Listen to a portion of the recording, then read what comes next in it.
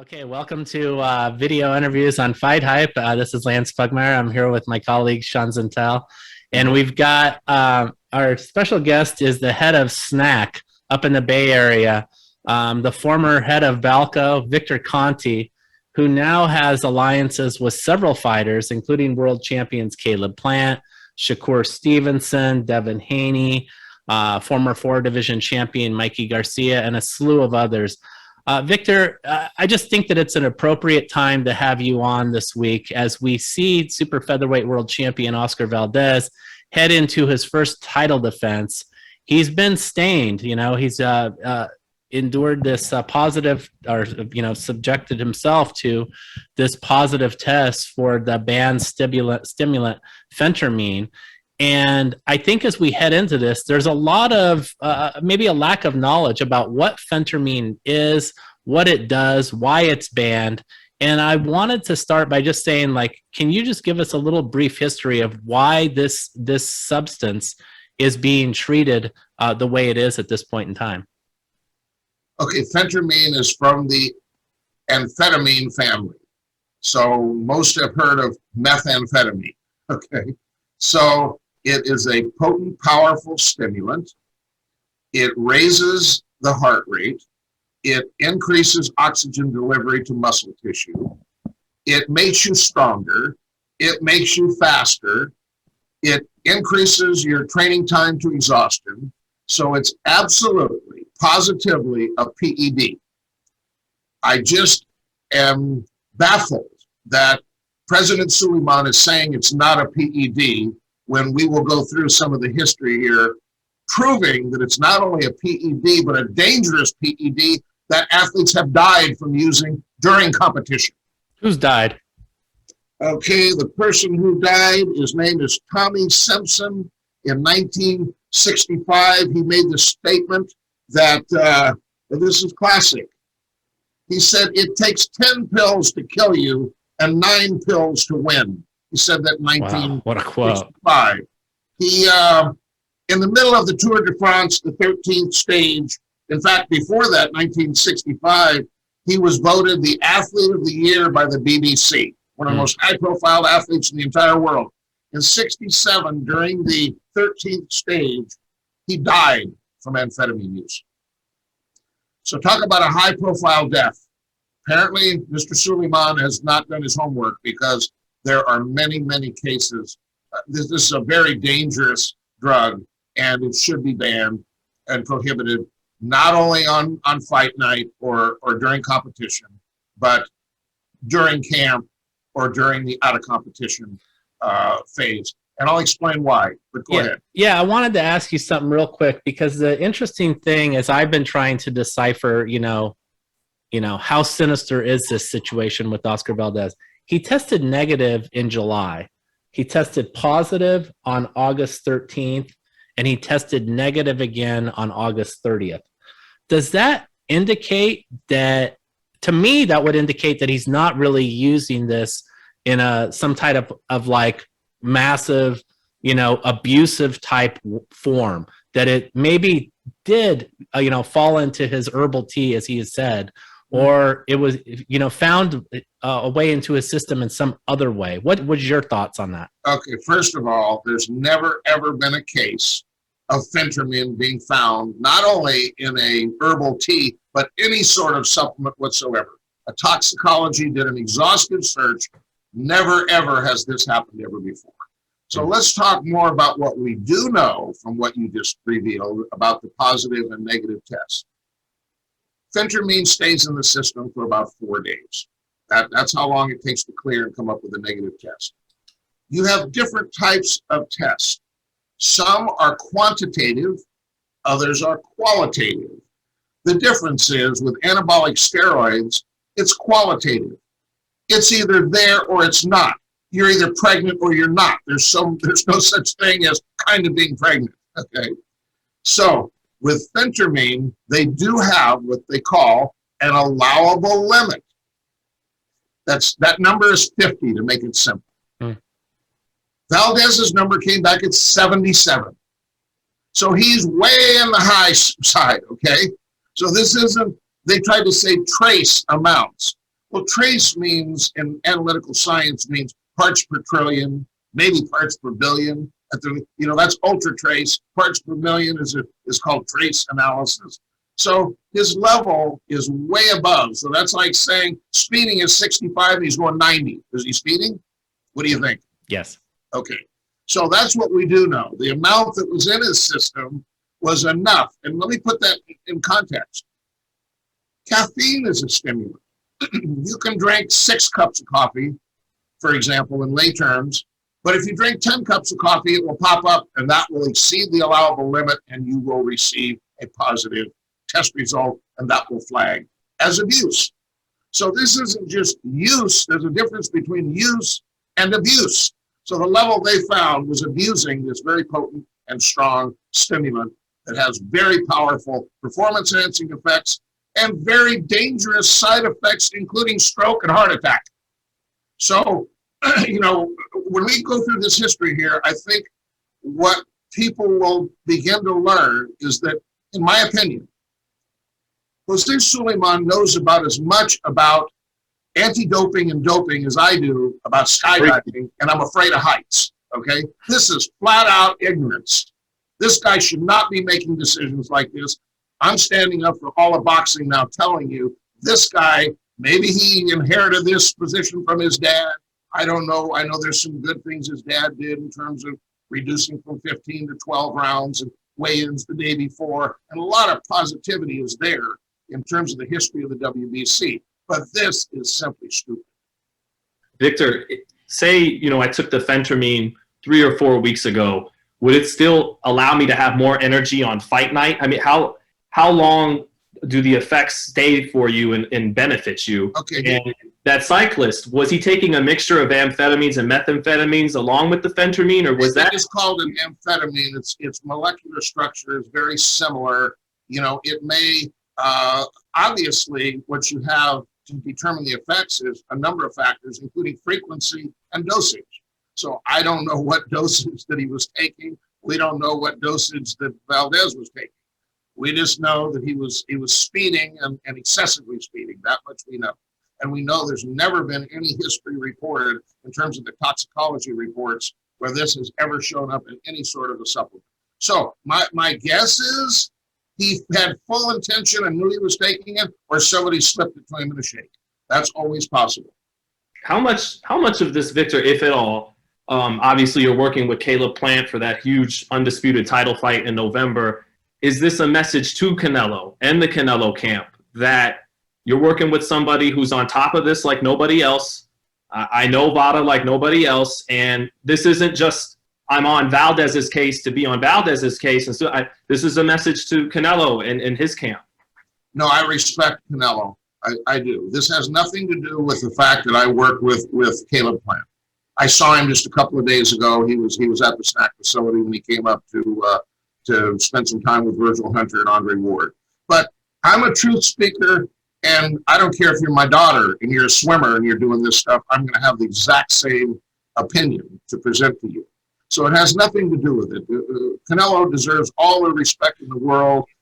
I do know that he is criticized by many about when he's in and out of VADA, but I can tell you in talking with Margaret Goodman, she respects the fact that he enrolls in VADA. He comes back and between fights, and he is in 24/7, 365.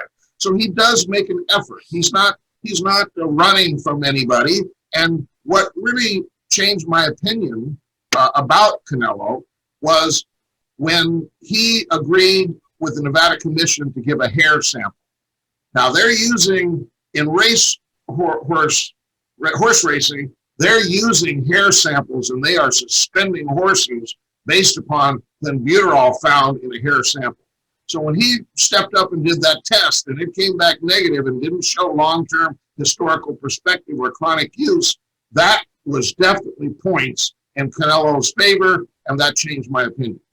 So, and if I'm not mistaken, Victor, I believe that I've learned from people at VADA that Canelo, post the positives that he had in fighting Triple G, is probably the most tested boxer that VADA has dealt with from that point forward. I believe that's correct. Yeah, I mean, and so let me ask you this, because building on that, again, as you look at the body of evidence, and we know that Oscar Valdez came out in an interview with ESPN today and said, "I'm not a cheater." He's citing I believe, 200 plus tests that he has gone through as both an Olympic athlete and as a professional boxer. We've seen Oscar Valdez in the ring. He's a guy who sustained a broken jaw against Scott Quigg and had the fortitude and the guts to come back from that and win that fight. He, fought the bigger man, Miguel Burchelt, and devastated him with, some huge shots to the body and, the knockout of the year. This is a guy whose guts, there's no way we can question. Why in the world would he take such a substance at this point, given where he is in his career? It would be entirely speculation for me to even comment on that. I do know that most of the people I talk to hold Oscar Valdez in high regard. So the only thing I can talk about is, strict liability rule. You're responsible for what's in your body, no matter how it got there. So if somebody slipped it to you in your camp, and I've said this before, this was handled so poorly by the WBC. All they had to do was immediately request, bring that tea to us. Send that tea immediately to the water accredited lab in Salt Lake City. Have it tested and find out if there's anything there. If there's not, there's not. But you've ruled out that as this bizarre story that's circulating that has no legs whatsoever, because there's never been a case like this ever before. So they just let this run rampant. I don't understand why. What should they have done? What should have Suleiman done? Should he have stripped that belt? No, the first thing he should have done, and there was enough time, was, okay, you took what you took. Give us that, which you think where it came from. Let us have it tested. If it is the source, then we mitigate. And the outcome of the consequence is based upon additional evidence that's supportive of his claim. But if it's not, then we know that it didn't come from the tea. There's never been a case history ever that it came from the tea, but it doesn't look good. So to take the steps that he took, and I'm talking about Suleiman now, to come out and say that it's not a PED. Oh my God, if it's not a PED, why is it prohibited on fight night? It makes no sense whatsoever. And I'm going to explain to you why water doesn't have it on the out of competition list, if you'd like to hear that. But you tell me, I don't know where we are on the timeline, but I'd like to just go over a little history here that I think will put everything in perspective. I think the more explanation, the better in this situation.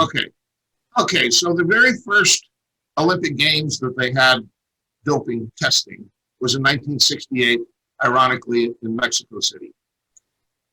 The first use of performance-enhancing drugs was actually the German Nazi soldiers using testosterone in 1937, and to promote aggressiveness and physical strength.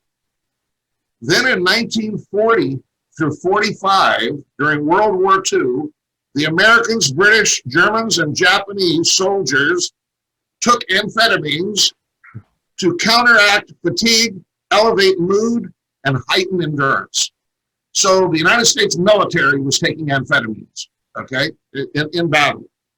In 1950s, this is where the Russian weightlifters and the guy from the United States team caught on that they were using testosterone, and then they created an oral testosterone, a company called SIBA, called Dianabol. And then once you got into the 1960s, the very first, and just to recall, the very first athletes to use in 1965 to use amphetamines was Italian cyclists in the Tour de France, and then they followed up the Dutch there. Then this is when this guy, Tommy Simpson, said, take 10 and it kills you, take 9 and it lets you win. And then 2 years later, in the Tour de France in the 13th stage, he died in the middle of the race. Now, how big of a story do you think that was at the time? Now, obviously, Suleiman and others did not go back and look at this high-profile death from amphetamines. Let's see here. I'd like to talk for just a minute about water. And way back in 1985, something was formed called TOP, the Olympic Partners Program. Now, who's TOP?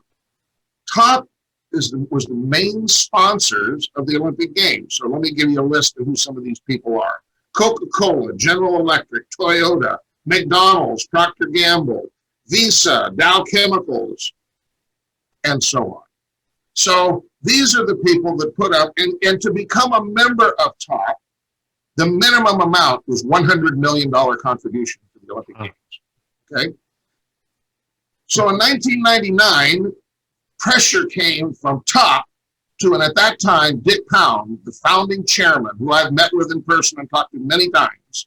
In 1999, due to pressure from TOP, they said, we need protection for our logos, and because these positive drug tests are bad for business and they are tainting our brands.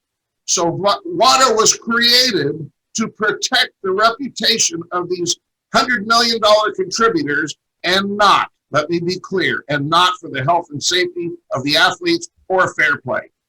So what is the purpose of WADA? To eliminate positive drug tests, okay? Now, let me just explain a little something about that. So they come up with this out of competition and in competition. Now, to say that the 70 stimulants on the out of competition list don't promote enhanced performance is crazy, because we know they do. The reason they're not on there is because you would have way more positive tests, way more tape. So this is about WADA and the money. And what I'm saying is, I don't believe that WADA has a genuine desire to catch these athletes, because it's bad for business and they will lose sponsorship dollars. So are they the so-called gold standard? I do not think so. So I could go on and on and on. I've met with them in person and explained to you why. But, I will say I do respect Dick Pound, and he's kind of a complex character. And on one hand, he's on the board of directors of the IOC and shoveling in the money. And on the other hand, he's the same guy that's heading WADA and trying to clean this up. So he knows that a lot of things, as an example, that VADA does that are different than WADA, he knows that they're an improvement and they're better than WADA. And let me give you a specific example. From day number one, in this day and age, everybody thinks, oh, there's just another designer steroid. What's going to be next? We're going to have another designer steroid. Well, have you noticed since Balco, there are no more designer steroids? Does anyone acknowledge that? Is that a source of pride to you? Okay, so I'm going to tell you why. Because Balco changed the rules. It used to be two-pronged. The first prong was to be in the anabolic steroid category, that it was a similar in structure to testosterone, and there was scientific evidence showing that it promoted protein synthesis or muscle growth. That's how you got on the list, and there used to be like 35 steroids. When Balco came up with a designer that was undetectable and there was no science, guess what? They dropped the second prong. So all that needed to happen was it had to be similar in structure to testosterone. So they have what they call a mass spectrogram fragmentation pattern with peaks. And if you're in the same peaks or even similar to testosterone, you're considered a steroid. They don't even need to know the name, and you're going to get a positive test. So post-Balco is a whole nother ballgame. So what happened? How did the athletes adapt to this? They'll catch you no matter what designer, because it's similar in structure to testosterone. So what did they do? They went old school. So now what they do is they use microdoses of aqueous water-based testosterone. They fly into the 4-to-1 TE ratio, and smart guys can even, the IRMS or CIRS, could possibly even fly into that. So there's no new designer steroids. Everything went old school. They're using EPO. They're using growth hormone. They're using synthetic testosterone. So this is what's really going on now in sport. So the doping control officers and other entities that are trying to catch these boxers and other athletes, what they're now doing is they understand that certain drugs like microdosing testosterone, that they will wait until the 1 hour time frame that's on the whereabouts form. Then they can inject a small amount, like 7 to 10 milligrams, which is about the daily output of a male for testosterone. So you have a 4-to-1 TE ratio. So if you're down here and you double that, you're 2-to-1, you're 3-to-1. Remember Lamont Peterson came back and 4-to-1 didn't catch him because he was at 3.78, and yet carbon isotope ratio caught him. So the point I'm trying to make is what's going on in doping, what I started to say is they're using drugs at night. This is when they do it. They wait till after the time when the doping control officer shows up, your levels go like this, and 8 hours later, they're back like this. So by the time they come the next day, they're flying under the radar. Victor, I've spoken to some championship fighters you work, and they said, off the record, I've talked with Victor, and he says, we do all we can to help VADA make the test stringent, especially, in helping form it. But he said, Victor at the same time did admit he knows how to beat these tests as good as they are. What percentage of championship level notable fighters, what kind of estimate do you think are beating the system, are getting past VADA, WADA, USADA, any of them? Well, first of all, let me say that USADA testing is not available to boxing. Right. Okay. And the reason is because they have stated publicly that unless they control the testing, including the adjudication 100%, they don't want any boxers. So what I'm telling you is at the moment, the only game in town with any credibility is VADA. Mm-hmm. So it is what it is. I mean, boxers can decide to be in or not.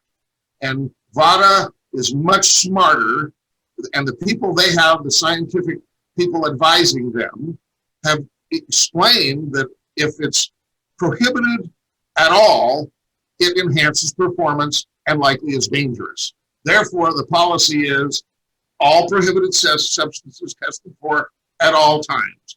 And that's what VADA does. And that's more effective than what USADA does, or more effective. WADA doesn't even test, they just accredit the laboratories. And they might, on a target basis, if they have human intelligence, might do a couple hundred tests a year, but not many.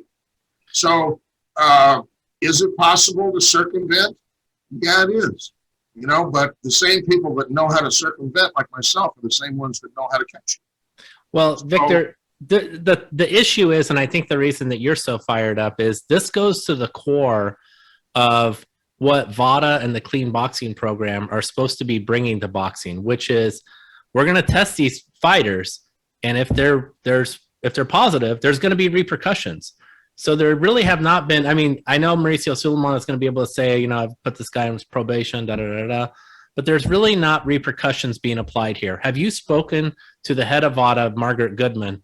I know she put out a statement. How outraged is she at this point about what the WBC has done in responding to the Valdez positive?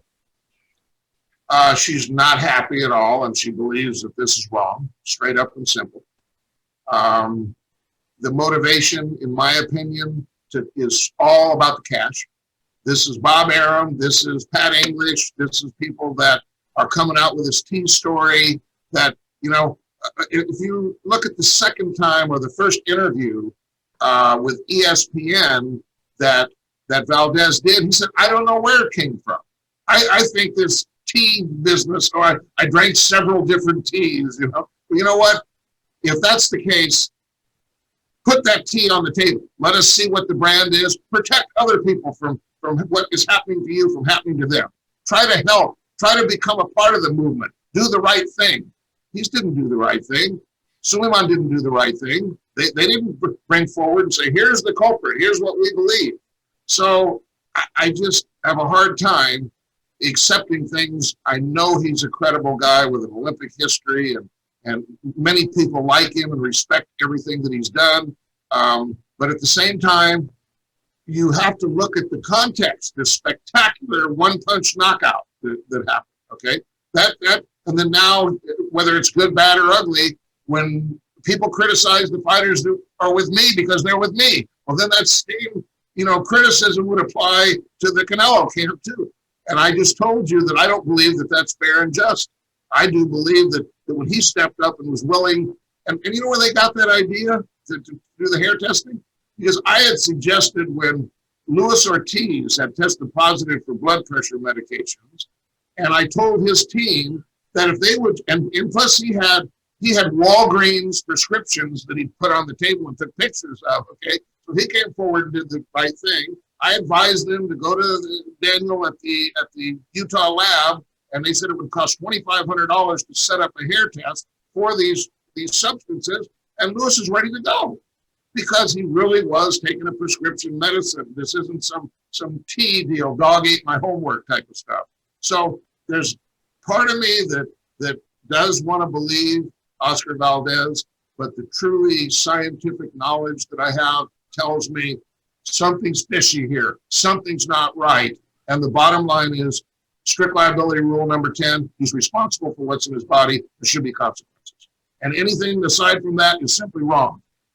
Let me say that the reason I get so fired up about this and why I took such an active role in the anti-doping movement in boxing is because in other sports like baseball, like track and field, one guy's hitting the ball over the fence more times than the other. One guy's running faster than the guy in the lane next to him. That's not a sport where the objective is bodily harm and brain damage and people are dying, okay? So this is serious business. It's not fair to these boxers.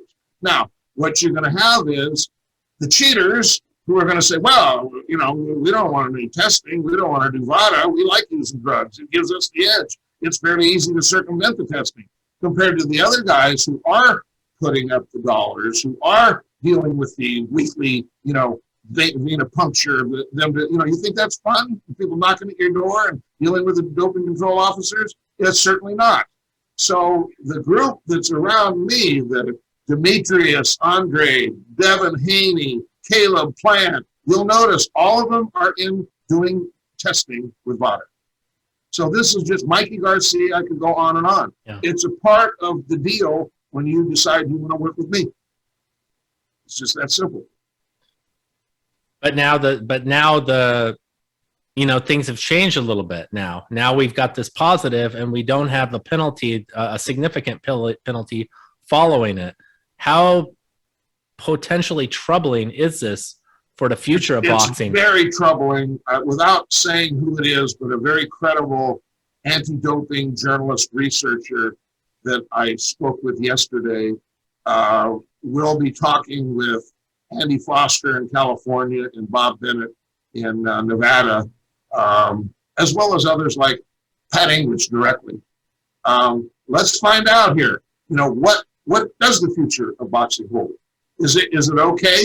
One of my fighters, Julian Williams, you know, came to me and said, does this mean that I now get to use this? Does this mean that my opponent could be using this? What's the deal? To say fentanyl is not a PED and run away and hide like a little girl, which is exactly what Huliman's doing, and then he puts out a statement that's just completely not in line or congruent with any science at all that I just laid out for you here. What is this? We're supposed to respect this guy? He's supposed to be a leader? I think he's a chump.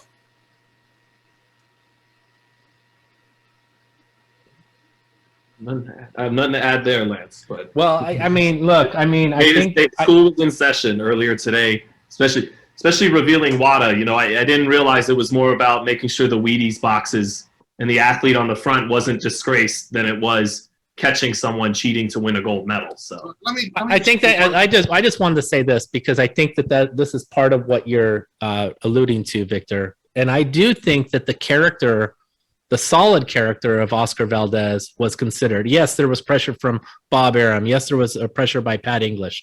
But there was also a consideration of Oscar Valdez's character, in my opinion. And there may have been, I hate to say this, but there may have been some consideration that the Mexico-based WBC was, you know, potentially going to penalize a Mexican fighter.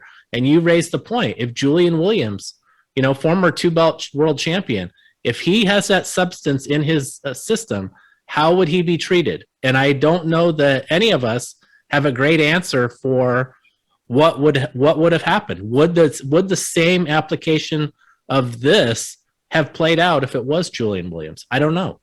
And that's to me, that's the most troubling part of this whole thing. It's very inexact, you know?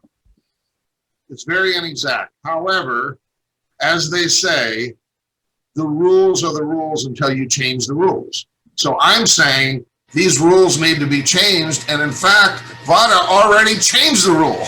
Okay. when every fighter comes in, when they sign the enrollment form, right in the top paragraph, it says, VADA tests for all prohibited substances at all times, and they give you the list. Okay, so was his attorney telling him to sign this? Does he have no integrity when he signs an agreement? That the next thing you know, it's like, oh, well, we get to ignore the rules because the WBC decided that they'll just change the rules. And they'll say that it's not a PED. Well, why for multiple years now they've been giving money to VADA? Why have they been trusting VADA? Why have all the participants in the clean boxing program been tested for all prohibited substances at all times? And all of a sudden now, hey, based on what? Because it's like 3 Red Bull. That's the scientific answer that we get.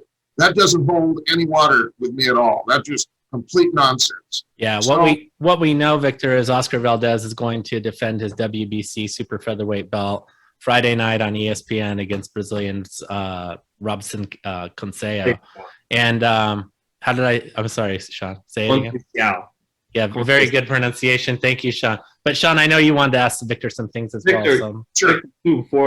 I know you mentioned earlier you just saw Caleb the other day over there in California. Did him and Andre cross paths at the SNAC facility, or did you put him in? No, it was completely separate. I heard about it actually from Caleb. I did talk with Virgil about it too, because I communicate with Virgil. He's now in Paris, France with Tony Yoka. But so I knew that he was coming for that purpose, and then they drove the 9 miles over the bridge from Andre's gym to SNAC, and we spent the afternoon together talking about all sorts of things. And he went this morning to get his blood drawn there in Las Vegas for a very comprehensive workup, kind of like a diagnostic to make sure that all the links in his chain are strong. And so we communicate a lot. And Caleb's a very honest guy. You got to respect him. He speaks from the heart. He says what he means. He means what he says. So I have a lot of respect for him. And I understand he's being critical, of the Canelo camp. But as Andre Ward put it, where there's smoke, there's often been fire. So there's some smoke there now. And if they were more open and we didn't hear this, oh, it's herbal tea and all this nonsense from Bob Arum and Pat English, and that's okay. You can say I got it from this product right here, but give it to the lab. Provide some evidence. Let's just don't use this distraction is all I see it as. They had nothing to say, so he probably got on. Let me explain where that excuse came from in case boxing doesn't know. A product that wanted to cash in on the phentermine name and create more sales, even though this has absolutely nothing to do with phentermine, calls their product herbal phentermine. So when you type in phentermine, one of the first top, because they're marketing and selling this, is this herbal phentermine. Well, guess what? It doesn't contain phentermine. It's all a straight up marketing ploy. So somebody saw this and got the bright idea, I believe, and I believe when they presented it, my opinion is, they knew it was fraud when they presented that excuse. So I'm not the people around, when you take those three and I look at the motive of the lawyer for hire, Bob Arum looking out for the cash, the promotion, and then the same thing with Suleiman with the WBC, it's not a good look. That's all I can say. Now, there's much more, I guess, over time that will be learned, but my concern now is all these boxers. I just got off the phone with Demetrius Andre saying, what's up with this? What does this mean? And it's one thing if it's the WBC, but the fact that the ABC put their blessing on it, and apparently they decided to adopt the WADA prohibited substance list in and out of competition back in 2012, and they're using that, as the reason for this ruling. Well, that rule needs to be changed. There's a big problem, and now's the time to change it. So I don't know if it's going to take some elite boxers and others to possibly file a class action lawsuit against the ABC. I know if you do, or the WBC, for negligence, for putting their fighters at risk, for allowing the opponents to use these dangerous drugs as well as performance-enhancing drugs, and then call them, say it's not a PED after you've been calling it a PED, the WBC, for how many years now in the clean boxing program? This is just straight up BS. Victor, just thanks for your time all day. This last one from me. You've given us a really great walkthrough of everything. What do you say to anyone who, is going to vilify you, no matter what you say, and they'll feel that there's always ulterior motives there, whether it would be to promote VADA and make that a more successful business venture. Anything you want to say to people who will question what you have to say, or even if they agree with what you say, they question your motives. What do you have to say, Victor, to clear any air on that? Well, to give you the history, everybody knows about Malcolm, what happened. I did not give any information about anybody, so I did not cooperate in any way, shape, or form. I went to prison. I met with Rich Young, who is the founder, or one of the co-authors of the World Anti-Doping Code. I went over a couple thousand pages of documents with him. I went to New York and met with Dick Powell and gave him 3.5 hours, and everything was transcribed that I gave to him. I've been an outspoken anti-doping advocate since 2005. Do the crime, do the time. That's exactly what I did. I believe that when I made that decision to go down the slippery slope, it was a serious mistake. I thought, I'm a big boy, whatever the consequences are, I'll deal with it. I didn't know until my family came to visit me in prison, and I saw the tears in their eyes and the pain that I had caused them, and I realized, whoa, this is not fair to all those around me. I didn't even think about them. I was being reckless. It was wrong. Do I have regrets? Absolutely. What do I do now? Step up and try to, the knowledge that I gained of how to circumvent the anti-doping and everything that I know about it now, I have tried to transfer that information to Margaret Goodman so that, and the real reason it's so important to me, and as Lance says, I'm so fired up, is because this is a sport about bodily harm. I know these boxers, I know their wives, I know their kids. It's different. My wife gets up and walks out of these boxing matches. When Caleb got hurt, when he won the title and got knocked down, and she saw his face, she got up and left the building. She couldn't take it. They become your family. They're a part of the SNAC family. So I'm being protective of them. I'm trying to seek answers from them. That's why I went to people that I knew that could get to these commissioners in California, Nevada, and other important states for boxing to find out. Are they going to go along? Are they going to really follow what Suleiman is doing to boxing? I can't imagine that they would, but this entire situation is mind-boggling to me. Something needs to be done, whatever it takes. I believe that if somebody decided to figure out how to hold somebody accountable and get boxers to sign a petition, I would be willing to fund a lawsuit if that's what it would take. I've got deep pockets. Let's see what happens here. Let's bring some real science to a court of law and see what happens. So I don't think it's right. That's what I'm trying to do, is just help this movement. I believe that in the last 10 years that VADA has significantly improved the testing and significantly reduced the use of performance-enhancing drugs in boxing. Now, I don't know, I would have no way of knowing, but say pre-VADA that it was 85%, and maybe now it's 65%, and I'm just throwing numbers out there. That's a significant number. Are there still possibly more fighters using drugs than not? That could be. But that doesn't mean you give up the good fight. That doesn't mean that you stop caring about your family members. Right. Absolutely, Victor. Listen, there's been a lot of voices heard on this issue. We're so glad today that we've heard your voice. Thank you so much for the time. I appreciate it. I'm sure we'll be having further conversations down the road. And thanks to the two of you, too, for trying to shed some light on this and looking out for the best interest of boxing. No problem. See you next time.